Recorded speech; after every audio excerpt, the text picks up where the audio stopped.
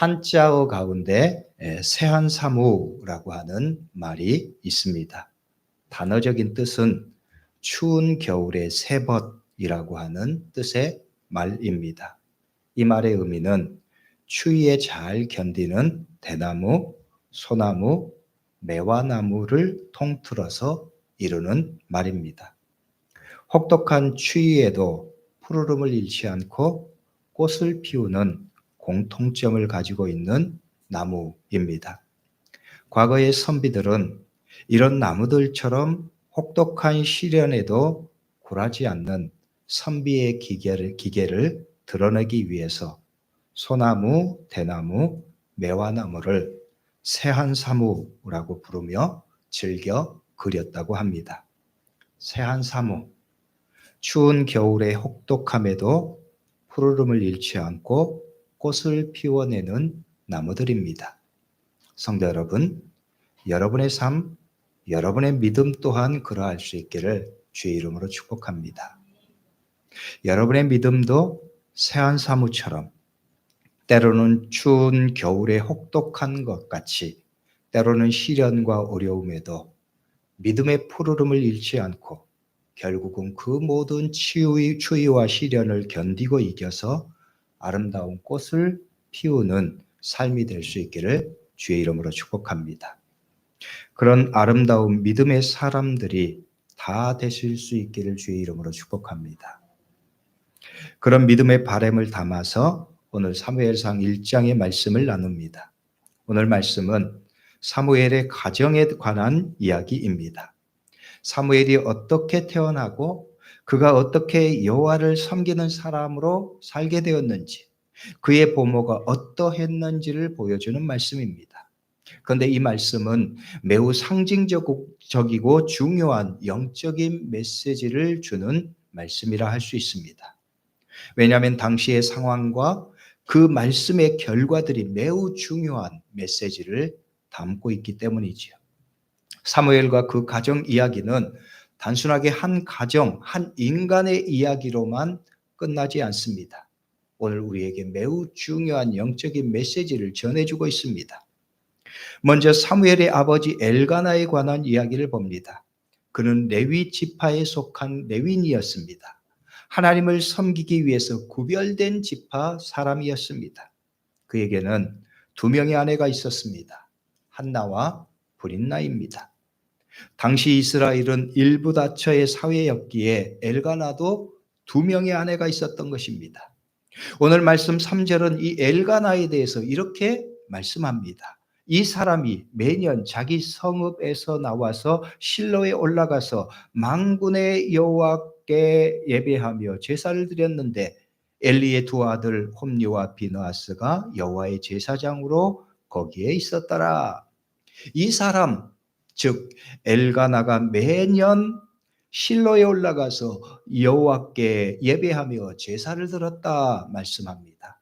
그의 경건한 신앙의 모습입니다.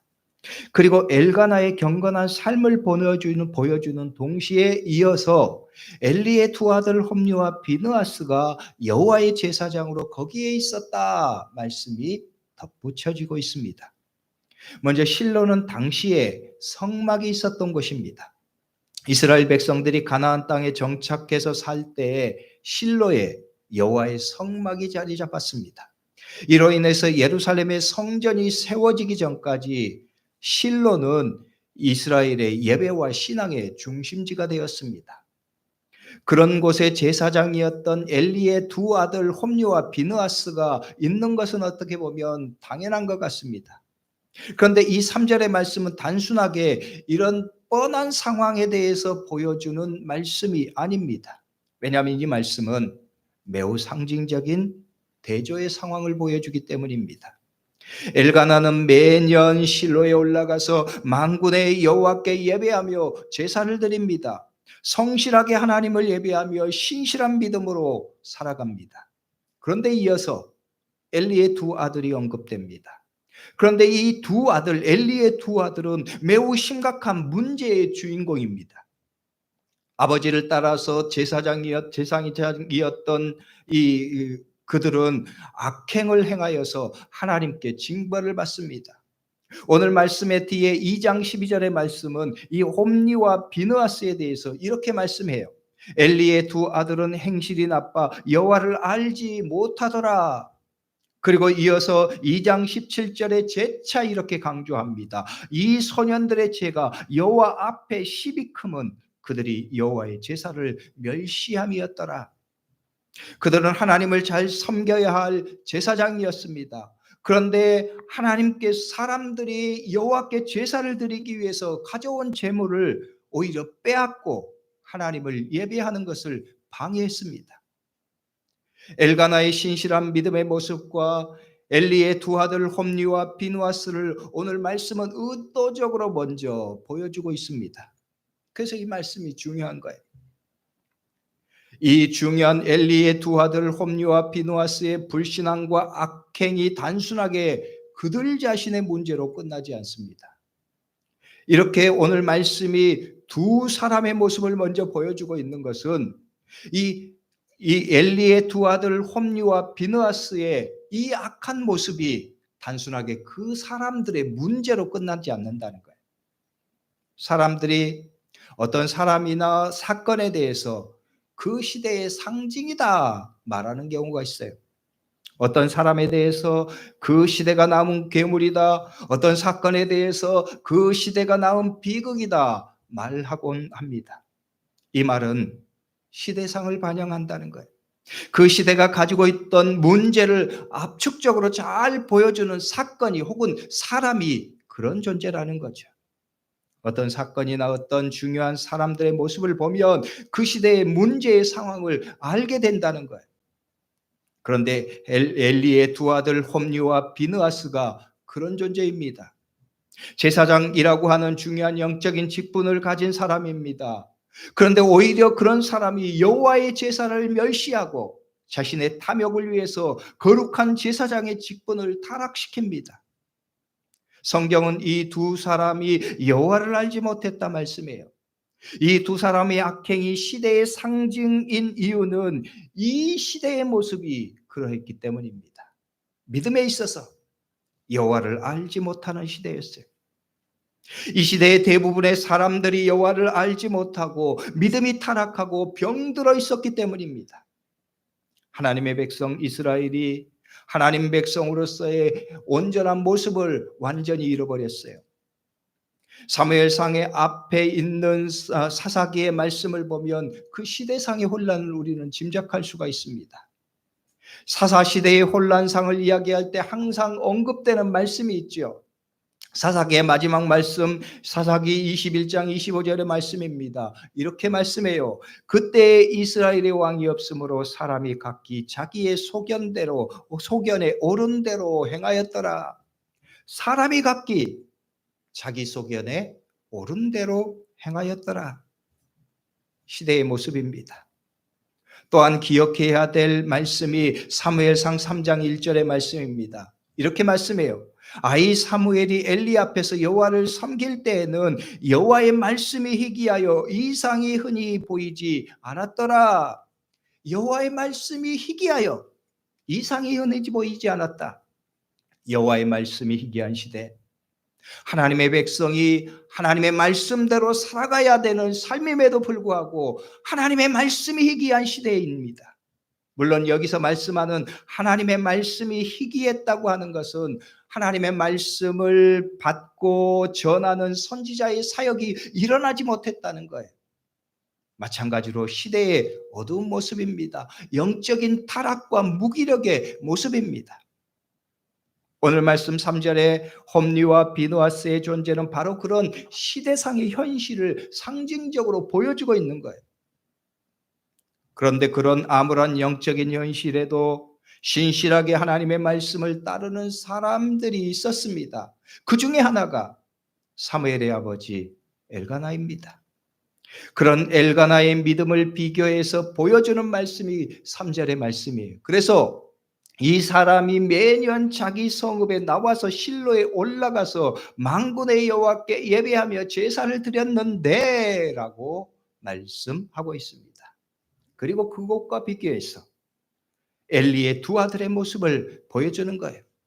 이런 신실한 믿음의 사람들이 있는 반면 엘리의 아들 홈리와 비느하스 같은 사람이 있습니다. 하나님을 예비하는 일을 멸시하는 사람이 있습니다.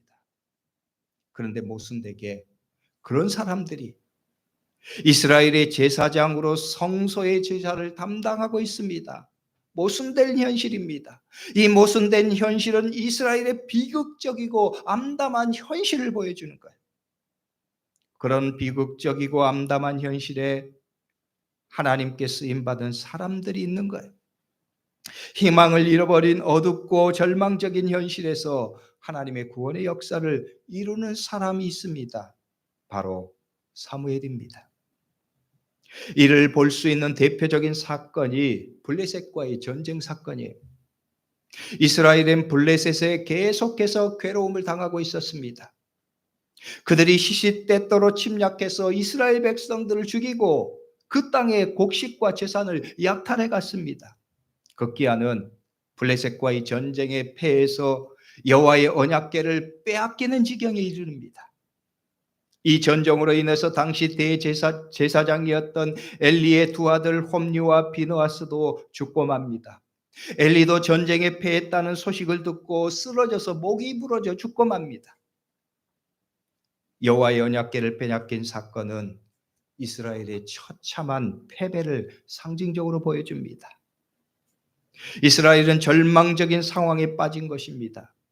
이때 엘리의 며느리 이 비느하스의 아내가 아이를 낳는데 여호와의 언약궤를 빼앗겼고 시아버지도 죽고 엘리 시아버지도 죽고 그의 남편도 죽었다고 하는 소식에 절망하면서 그 아이의 이름을 이가봇이라고 정합니다. 이가봇. 이 말의 뜻은 영광이 이스라엘에서 떠났다는 말입니다. 그래서 사무엘상 4장 21절 22절 말씀은 이렇게 말해요. 이르기를 영광이 이스라엘에서 떠났다 하고 아이 이름을 이가봇이라 하였으니 하나님의 괴가 빼앗겼고 그의 시아버지와 남편이 죽었기 때문이며 또 이르기를 하나님의 괴를 빼앗겼으므로 영광이 이스라엘에서 떠났다 하였더라. 영광이 이스라엘에서 떠났다. 절망적인 현실의 모습입니다. 이때 갓 선지자 사역을 시작한 사무엘이 등장합니다. 그는 온 이스라엘 백성들을 미스바에 모으게 합니다. 그리고 이렇게 이스라엘 백성들에게 선포합니다. 사무엘상 7장 3절의 말씀입니다. 사무엘이 이스라엘 온 족속에게 말하여 이르되 만일 너희가 전심으로 여호와께 돌아오려거든 이방 신들과 아스다롯을 너희 중에서 제거하고 너희 마음을 여호와께로 향하여 그만을 섬기라. 그리하면 너희를 블레셋 사람의 손에서 건져내시리라. 전심으로 여호와께 돌아오라. 이방 신들과 우상을 다 없애라. 너희 마음을 오직 하나님께 향하고 그분만 섬겨라. 그러면 여호와 하나님께서 너희를 구원하실 것이다. 그리고 실제 이 구원의 사건이 그들에게 일어나요. 이스라엘 백성들이 미스바에 모였을 때 그 소식을 듣고 블레셋 군대가 다시 쳐들어옵니다. 당시 이스라엘은 블레셋 군대의 상대가 되지 못했어요. 그러니 전쟁에서 언약궤도 빼앗기고 수많은 사람이 죽음을 당했습니다. 영광이 이스라엘에게 떠나게 만든 그 탄식의 주인공, 그렇게 탄식하게 만들었던 사람들이 바로 블레셋 군대였어요. 그들이 다시 군대를 이끌고 이스라엘을 쳐들어옵니다. 이 소식을 들은 이스라엘 백성들이 두려워하고 절망합니다. 이런 그들에게 사무엘이 이렇게 선언해요. 사무엘상 7장 5절의 말씀입니다. 사무엘이 이르되 온 이스라엘은 미스바로 모이라. 내가 너희를 위하여 여호와께 기도하리라. 내가 너희를 위하여 여호와께 기도하리라. 사무엘은 온 회중이 보는 앞에서 여호와께 제단을 쌓고 하나님께 번제를 드립니다. 그리고 기도합니다. 사무엘상 7장 9절의 말씀이 사무엘이 젖 먹는 어린 양 하나를 가져다가 온전히 번제를 여호와께 드리고 이스라엘을 위하여 여호와께 부르짖음에 여호와께서 응답하셨더라. 이스라엘을 위하여 여호와께 부르짖음에 여호와께서 응답하셨다. 여러분, 그리고 이 사건의 결말이 어떻게 끝나는지 아십니까? 우리 이 성경의 말씀을 함께 읽으시죠. 사무엘상 7장 10절과 11절의 말씀입니다. 우리 함께 이 말씀을 읽겠습니다. 사무엘이 번제를 드릴 때 블레셋 사람이 이스라엘과 싸우려고 가까이 오매 그날에 여호와께서 블레셋 사람에게 큰 우레를 발하여 그들을 어지럽게 하시니 그들이 이스라엘 앞에 패한지라. 이스라엘 사람들이 미스바에서 나가서 블레셋 사람들을 추격하여 벤갈 아래에 이르기까지 쳤더라.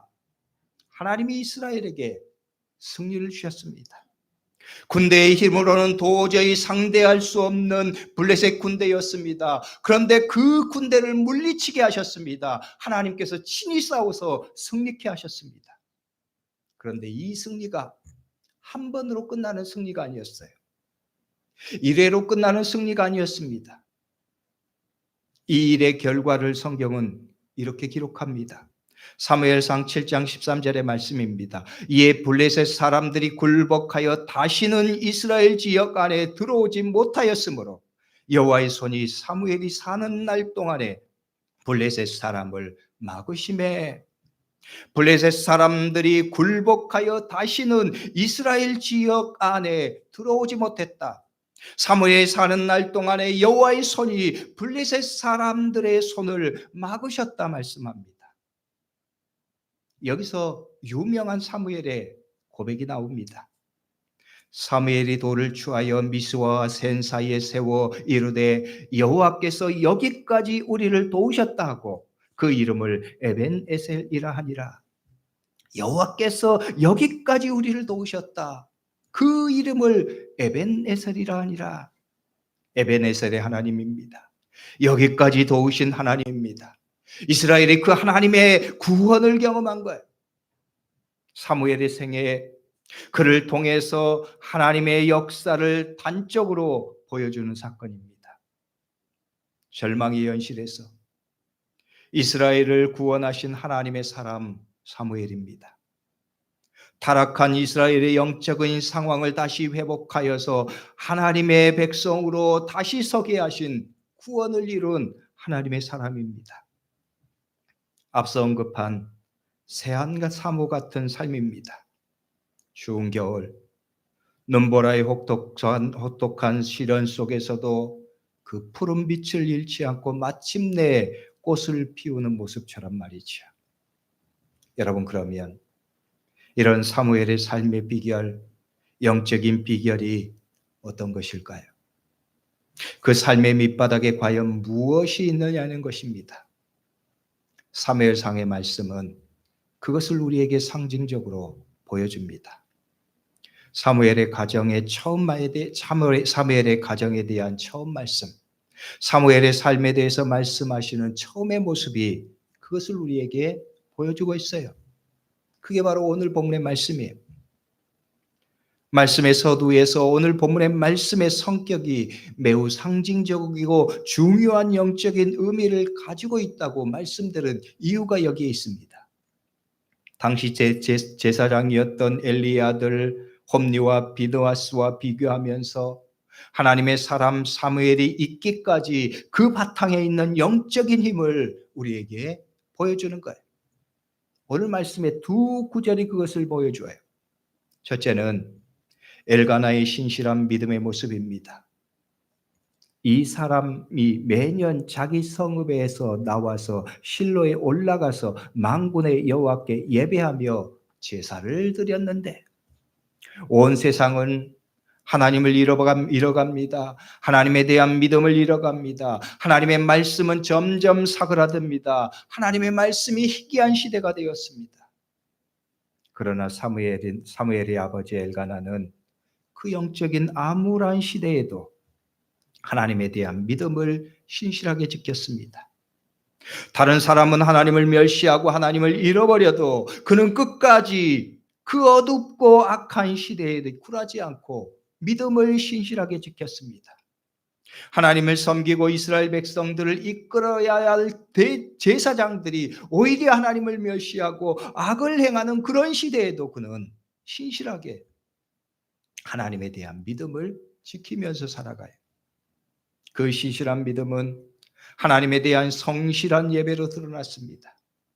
그래서 그에 대해서 말씀하면서 그는 매년마다 늘 일상에서 하나님을 신실하게 예배하는 예배자였다고 말씀하는 거죠. 오늘 말씀은 하나님의 사람 사무엘이 이 땅에 태어나기 전 이미 엘가나의 신실한 믿음의 삶이, 그의 예배의 삶이 있었음을 우리에게 보여주는 거예요. 그 믿음이, 그 삶이 혹독한 겨울처럼 암울한 시대에도 그 푸르름을 잃지 않고 마침내 아름다운 꽃을 피우는 거지요. 사무엘이 그렇습니다. 사무엘의 삶을 통해서 하나님께서 이스라엘을 구원하신 믿음의 역사가 그렇습니다. 성도 여러분, 오늘 우리의 영적인 현실을 보면 사무엘 당시의 상황과 다르지 않아 보입니다. 상황도 어렵고 혼란스럽습니다. 우리의 영적인 상황은 더욱더 어렵고 혼탁합니다. 우리는 이 시대에 어떻게 해야 할까요? 하나님은 우리에게 무엇을 바라실까요? 하나님의 사람은 이 시대에 어떻게 해야 합니까? 오늘 우리에게는 엘가나와 같은 신실한 믿음이 필요합니다. 혼탁한 어둡고 혼탁한 시대에 휩쓸리지 않고 영적인 중심을 분명하게 잡는 믿음의 결단이 우리에게도 있어야 합니다.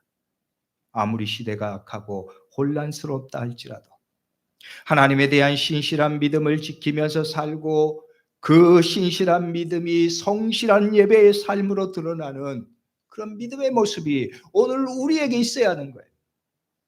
그 믿음의 영향이 사무엘에게 이어집니다. 보십시오.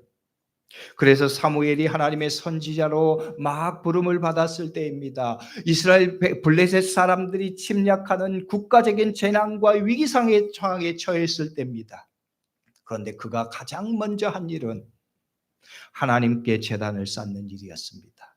하나님께 예배하는 일이었습니다.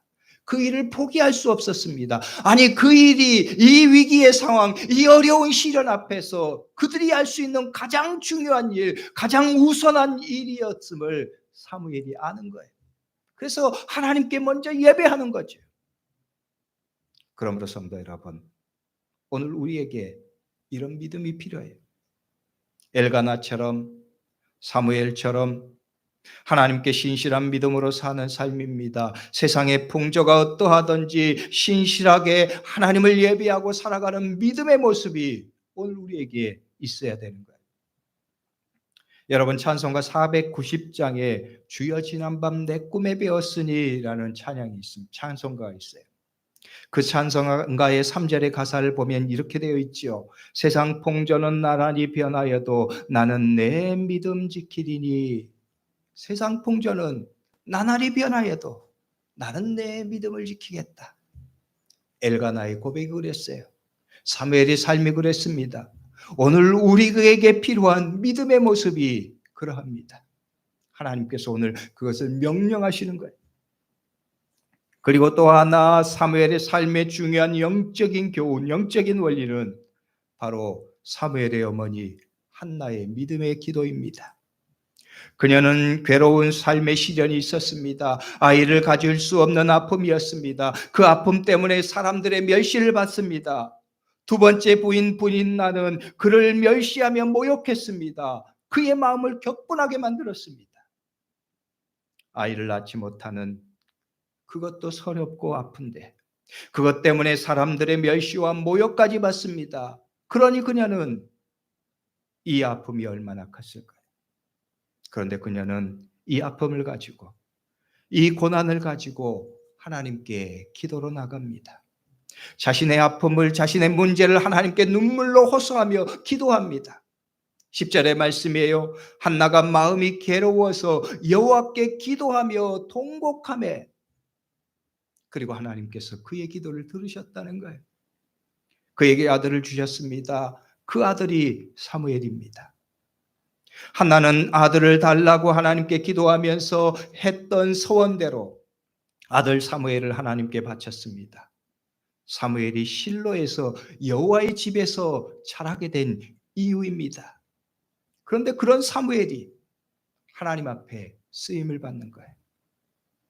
하나님께서 이스라엘 백성들의 절망적인 상황에서, 이스라엘 백성들의 위기의 상황에서 하나님께서 세우신 구원자로 하나님께서 사무엘을 선택해서 사용하시는 거예요. 여러분, 하나님의 섭리가 놀랍지 않습니까? 기도하는 부모 밑에서 기도하는 자녀가 나옵니다. 그 영적인 DNA가 고스란히 자녀에게 이어집니다. 그래서 마치 본능처럼 위기를 만났을 때, 어려움에 직면했을 때 하나님께 기도하는 믿음의 본능, 영적인 본능이 작동되는 거예요. 그래서 사무엘이 블레셋의 침략이라고 하는 이 절체절명의 위기 상황에서 가장 먼저 그 부모를 따라서 하나님께 예배하고 하나님께 기도하는 거예요. 그래서 당당히 즉각적으로 그는 이렇게 이스라엘 백성들 앞에 선포합니다. 사무엘상 7장 5절의 말씀이에요.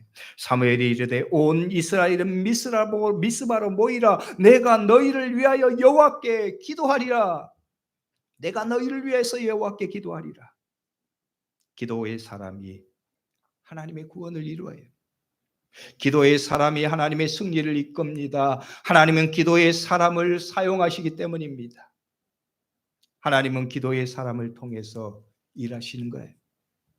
기도의 여인 한나를 통해서 기도의 사람 사무엘이 태어납니다. 기도의 사람 사무엘은 고난과 시련 가운데서 기도를 통해서 하나님의 구원의 역사를 이루는 거예요. 그렇습니다. 성도 여러분, 우리가 기도해야 할 이유가 여기 있어요. 우리가 믿음으로 끝까지 신실하게 나아가야 이유가 여기에 있습니다. 우리가 끝까지 믿음의 자리를 지키면서 그 신실한 하나님에 대한 믿음이 우리의 일상에서 성실하게 하나님 앞에 예배드리는 삶을 통해서 드러나야 합니다.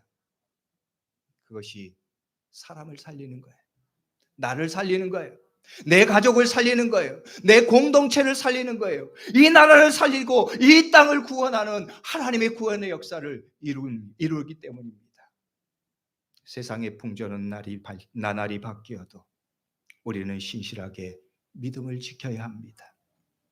비록 현실이 고난과 시련의 상황이라도 말입니다. 아니, 그러하기 때문에 더욱더 그렇게 믿음의 자리를 지키고 기도의 자리를 지켜야 합니다. 우리가 지금 더욱더 열심히 예배하는 것, 우리가 더욱더 열심히 기도하는 것, 그게 나의 살 길이고 내 가족의 살 길이고 우리의 살 길이기 때문에 그렇습니다. 하나님은 고난 중에 핀 믿음의 꽃, 고난 중에 핀 기도의 꽃을 통해서 하나님의 구원의 역사를 맺게 하시는 거예요. 오늘 사무엘의 삶이 그랬어요. 오늘 저와 여러분들에게 하나님께서 명령하시는 믿음의 명령이 그렇습니다. 그러므로 성도 여러분, 오늘 저와 여러분들도 오늘 이 자리에서 때로는 여러분이 지금 서 계신 곳이 고난과 시련의 상황인 것처럼 보일지라도 더욱더 그런 자리에서 하나님 앞에 신실하게 믿음으로 나갑니다. 하나님 앞에 신실한 예배의 삶을 포기할 수 없는 것, 그것을 붙들고 믿음으로 나아가는 것, 우리의 고난과 문제 앞에서 하나님께 기도로 나아가는 것, 오늘 우리에게 필요한 믿음의 모습이에요. 오늘 저와 여러분들이 그렇게 또한 하나님의 말씀에 응답하면서 믿음으로 결단하고 나아가는 삶이 될 수 있기를 주의 이름으로 축복합니다. 기도하겠습니다. 기도할 때 오늘 말씀을 붙잡고 통성으로 잠깐 기도하죠. 하나님, 오늘 나도 엘가나처럼 한나처럼 사무엘처럼 하나님 앞에 신실한 믿음으로 나아가기를 소망합니다. 내 일상에 신실한 믿음이 하나님 앞에 끊임